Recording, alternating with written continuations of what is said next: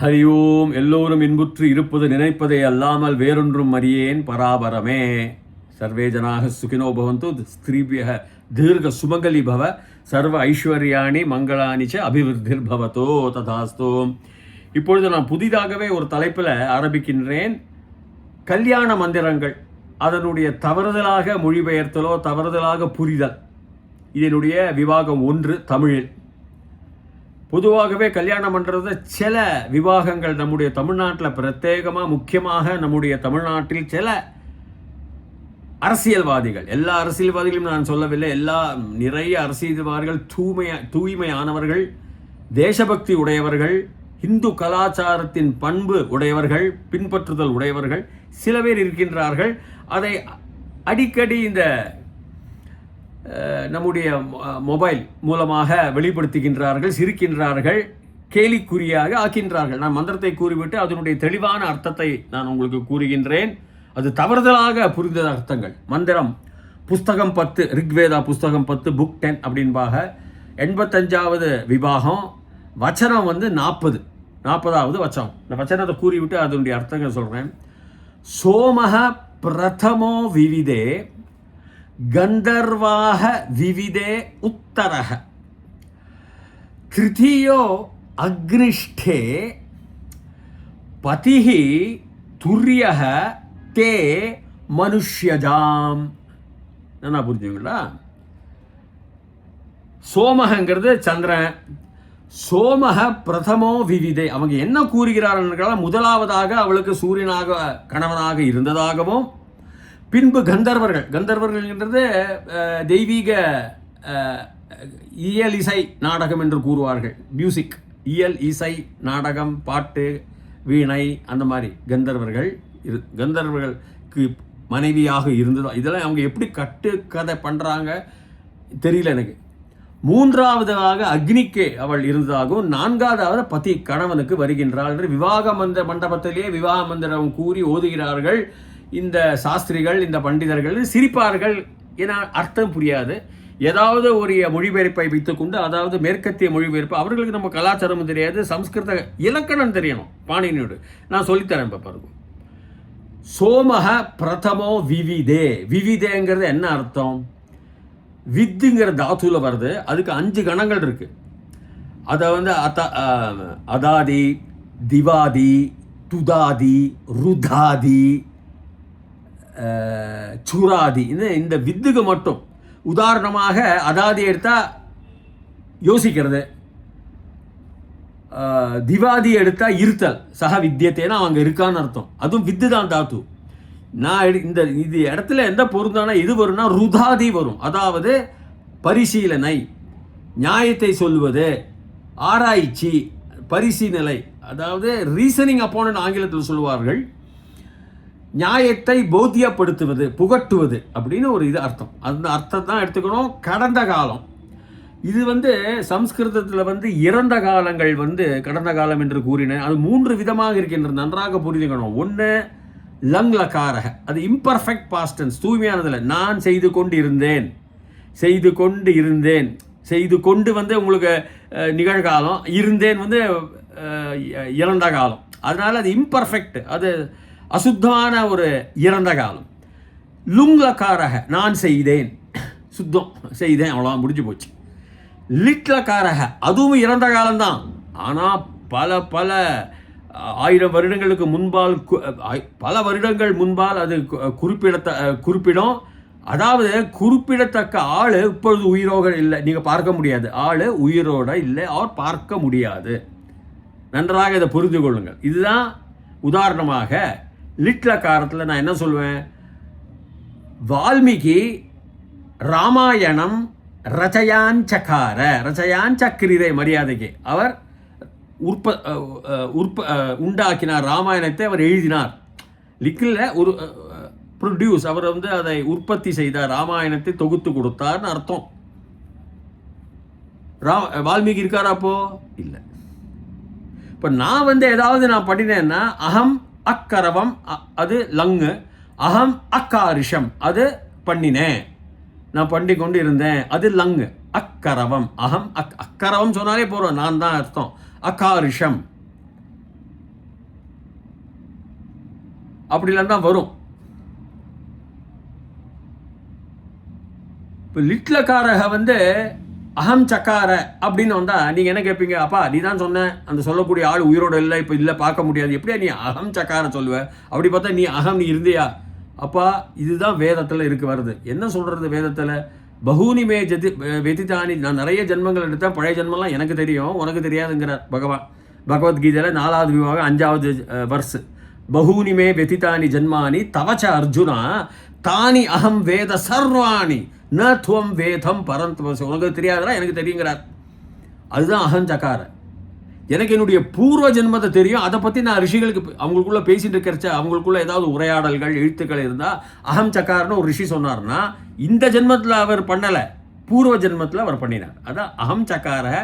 உத்தம புருஷத்தில், அதாவது ஃபர்ஸ்ட் பர்சனில் இந்த லிட்லக்காரக ரூபம் எப்படி வரலான்னு நீங்கள் கேட்டிங்கன்னா அதுக்கு பதில் இதுதான். ஸோ இந்த லிட்லக்காரனாக்கா இந்த கூறக்கூடிய இந்த பெண்ணகன்னு யாரும் இப்போ இல்லை. இது விவிதே. இதெல்லாம் புரிஞ்சுக்கொள்ளுங்க. இப்போ வச்சனம் எப்படி வருது? சோமக பிரதமக விவிதே. அவர் அறிவை புகட்டினார், அப்படிதான் வரும். ரியலைஸ் இல்லைன்னா அனலைஸ், ரீசனிங், நியாயத்தை புகட்டினார், அந்த அர்த்தம் தான் வருமே தவிர வேற ஒரு அர்த்தம் இதுக்கு இல்லை. முதல்ல அவர் தான் பண்ணினார் சோமக. ஏன்னா சந்திரன் குளுமையானவன். உங்கள் மனதுக்கு சந்திரன் தான் தேவை. அதாவது குளுமையான மனசு இருக்கணும், கோபப்பட வரக்கூடாது. வந்தால் கோபம் வந்தால் அவ்வளோதான், ஆளு க்ளோஸு. குரோதாத் பவதி சம்மோகன் பகவானே சொல்லியிருக்கார். அதனால் அந்த பெண்ணாகவே எடுத்துக்கொண்டாலும் நான் சொல்கின்றேன், கூல் மைண்ட், குளிர்ச்சியான மனம் என்றால் கோபம் இல்லாத நல்ல தெளிவான நல்ல மனம். அதான் ஜோதிஷ சாஸ்திரத்துலேயும் உங்களுக்கு சந்திரன் தான் மனதுக்கு அதிபதி.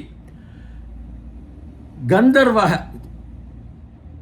உத்தரக, நெக்ஸ்ட் தித்தியம் கந்தர்வக. அப்புறம் இந்த பெண் வளர்கின்றால் இயலிசை நாடகம் எல்லாம், பாட்டு, வீணை, கச்சேரி, வாய்ப்பாட்டு, ஆர்ட்டு எல்லாம், கலையெல்லாம் சொல்லி கொடுக்குறது.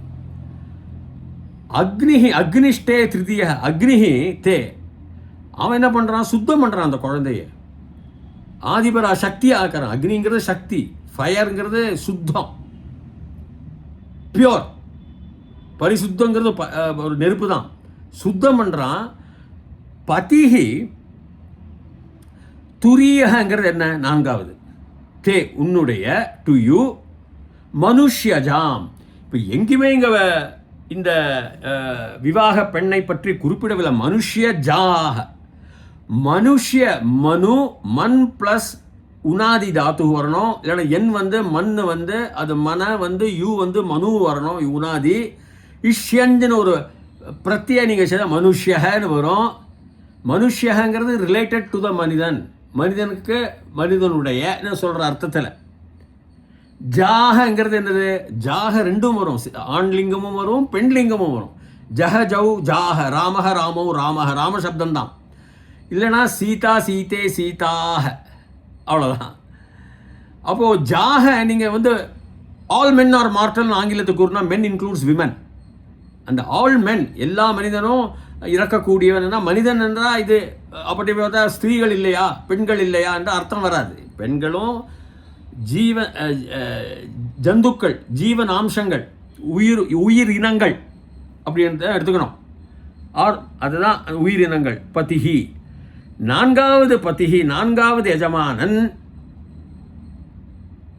இந்த உலகத்தில் பஞ்ச இந்திரியங்களோடு பெருக்கப்பட்ட மனிதன் என்ற சுரூபத்தில் உடையவன். அதான் 4வது. இந்த பெண்ணைக்கே சுட்டி காட்டுற மாதிரி இருக்கட்டும். அப்போ முதல்ல இந்த சூப்பர் நேச்சுரல் பீயிங்ஸ் இவங்கெல்லாம் யாரு? இவங்களுக்கெல்லாம் நம்மள மாதிரி 2 கண்ணு மூக்கு எல்லாம் ஒன்றும் கிடையாது, மனிதர்கள் அல்ல. ஒரு பெண்ணு முதலாவதாக சோமன் வைத்து கொண்டிருந்தான்னு சொல்லி கூத்தடிக்கிறது, கேலி பண்ணுறதுக்கு அர்த்தமே இல்லை. ஏன்னா அது வந்து சோமங்கிறது கிரகம், சந்திரன் குளிர்ச்சியை தர கிரகத்தை சுட்டி காட்டுகிறது. அந்த குளிர்ச்சியான மனசை அந்த பொண்ணை புகட்டி இருக்கிறான். அவனுக்கு 2 கண்ணு மூக்கும் நமக்கு மாதிரி ஒரு உணர்ச்சிகளும் கிடையாது. அதை தான் மாஸ்டர்ஸுங்கிறாரு டாக்டர் பிரையன் வீஸ் அவருடைய புஸ்தகத்தில். மெனி மாஸ்டர்ஸ் எல்லாம் புஸ்தகம் படித்து பாருங்க.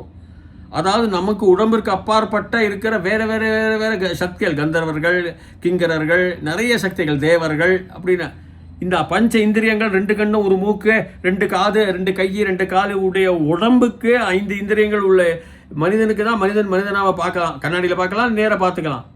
முதலைக்கு உங்களை பார்க்கணுன்னா அது உங்களுக்கு இந்த மாதிரி ரூபம் இருக்குவா இல்லையா தெரியாது. அதுக்கு அது பார்க்கும்பொழுது அதோடைய கண்கள், அதோடைய இந்திரியங்கள் வந்து நீங்கள் வந்து ஒரு ரவுண்டாக இருக்கலாம், ஒரு காற்று மட்டும் இருக்கலாம்.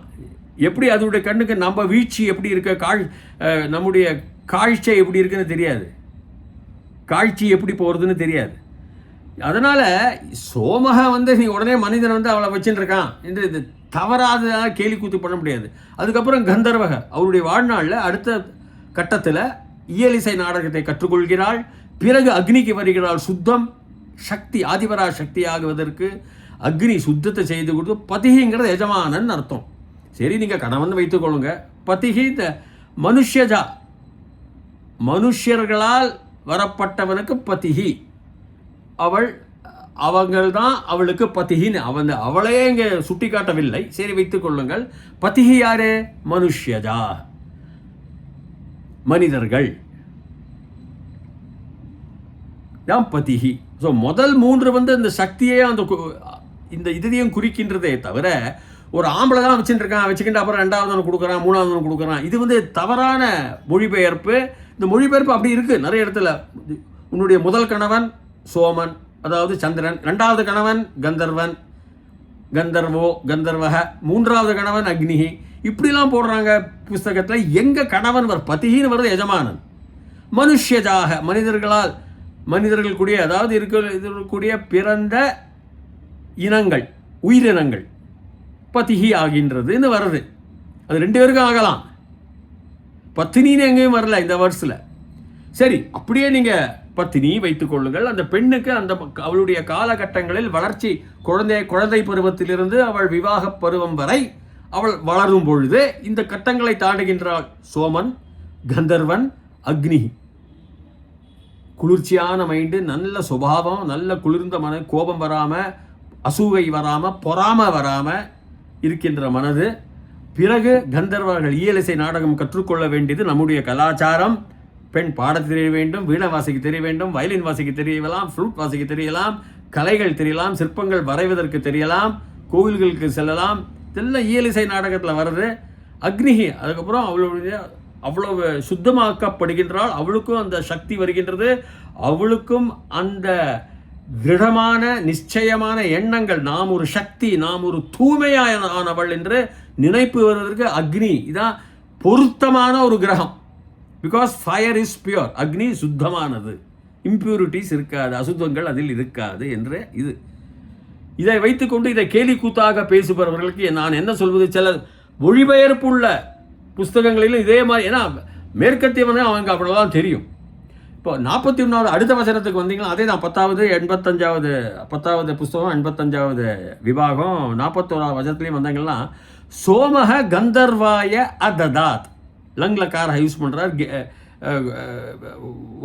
Was being given. கந்தர்வக அததாத்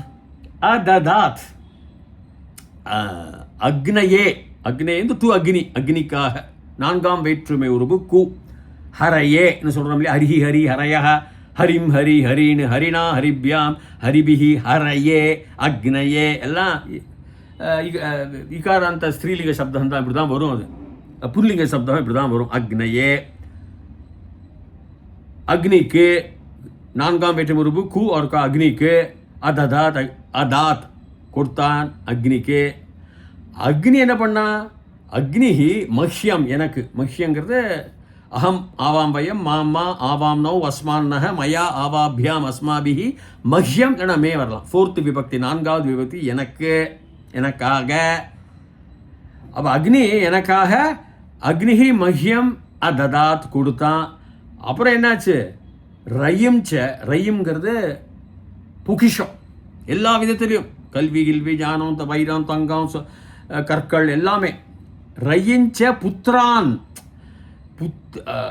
புத்ரி ஏன் இல்லை புத்திரான்னாக்கா, புத்திரான்னா ஆண் குழந்தைகள்னு அர்த்தமாகாது, பெண் குழந்தைகளையும் சேர்த்து குழந்தைகள், சில்ட்ரன் தான் நான் எடுத்துக்கிறேன். புத்ரின்னு இருக்கும், புத்ரி நதின்னு சொல்கிற மாதிரி ஸ்திரீ சப்தத்தில் வரும். அது வந்து ஏன் எடுத்துக்கலை அப்படின்னாக்கா புத்திரான் தான் எடுத்துனா ஆண்கள் தான், இல்லை ஆணும் பெண்ணும், ஆல் மென் ஆர் மார்டல் நான் சொல்லலை. Tom is a man, therefore Tom is mortal. All மென்னா ஆல் விமன் ஆர் இம்மார்டல்னு கிடையாது அர்த்தம். இவன் எடுத்துக்கலைன்னு அப்படி அர்த்தம் கிடையாது. பொதுவாக சில இடத்துல அப்படி வரும். புத்திரானையும் ரெய்யும் எல்லா பொக்கிஷங்களையும் இமாம் இவளை ஜாயாம், ஜாயாம்னா மனைவின்னு சொல்கிறான். ஜாயாம் இந்த மனைவியை, இரண்டாம் விபக்தி ஐ, ஜாயாம் அப்படின்னு வரும். சீதாம் அப்படின்னு வர மாதிரி. ஜாயாங்கிறது ஒரு நவுன் ஃபார்மேட், அது இயர் பை இயர். அது வந்து இதில் வந்து விபக்தியில் துதியா விபக்தி ஏகவச்சனம். இவளை ஐ உருவு, இவளை. அப்போ அக்னி வந்து எனக்கு கொடுத்தாச்சு. என்ன இந்த இடத்துல நீங்கள் வேணானாக்கா இமாமும் ஜாயாமும் இருக்கிறதுனால இந்த பெண்ணைன்னு சொல்லலாம். இவளை எப்படிப்பட்டவ? இவங்களெல்லாம் சுத்தப்படுத்தப்பட்ட ஒரு ஆண், ஒரு நம்மளை மாதிரி ஒரு மனிதனாக இல்லை. அக்னி முதல்ல சோமன், அப்புறம் கந்தர்வன், அப்புறம் அக்னி. இதெல்லாம் சுத்தப்படுத்தி, இதெல்லாம் கிரகங்கள். அவர்களுடைய உருவங்கள் என்னன்னு தெரியாது. தேவர்களுடைய உருவங்கள் நம்மள மாதிரி 2 கை மூக்கெல்லாம் கிடையாது. இதெல்லாம் நீங்கள் ஒரு சினிமாலேயோ ட்ராமாலேயோ அப்படி போடுறாங்களே தவிர உங்களுக்கு புரிவதற்காக, புரிதல் அதற்காக அவர்களுடைய ரூபங்களே தெரியாது. இப்போ பரமாத்மா வேதத்தில் என்ன சொல்கிறது? நிர்குணக அரூபிங்கிறது, ரூபம் இல்லாதவர். தேவர்கள்லாம் அவங்கெல்லாம் மாஸ்டர்ஸுங்கிறாங்க. தேர் ஆல், அவங்கெல்லாம் ஜந்துக்கள் தான், outside the purview of this human being with 5 senses. நம்முடைய 5 இந்திரியங்களை விட்டு விட்டு அவர்கள் எந்த ரூபத்தில் இருக்கிறார்கள் என்பது யாருக்குமே தெரியாது. அதனால் அவளை வந்து ஒரு மனிதனாக நினச்சின்னு இந்த பொண்ணை வச்சுட்டு இருக்கான். அந்த மாதிரி கெட்ட எண்ணத்தோடு பேசுவது தவறு. இந்த பெண்ணுக்கு தெய்வீக சக்தி கொடுக்கின்றார்கள். குளிர்ச்சியான மனசு, இயலிசை நாடகம் கற்றுக்கொள்வது, சுத்தமாக்கி அவளை சத்தியத்திற்கும் நியாயத்திற்கும் கட்டுப்படுத்துவது, அவர்களுடைய சக்தி கொடுப்பது, நெருப்பென அவள் இருக்க வேண்டும் என்பதற்காக கண்ணகியை போல. அதற்காக அந்த அர்த்தம். அண்ட் பதிகி என்னெல்லாம் சொல்கிறான்? அக்னி இதே அர்த்தத்தில் பாருங்க, மகியம் அதாவது கொடுத்தான். என்னெல்லாம்? ரயும்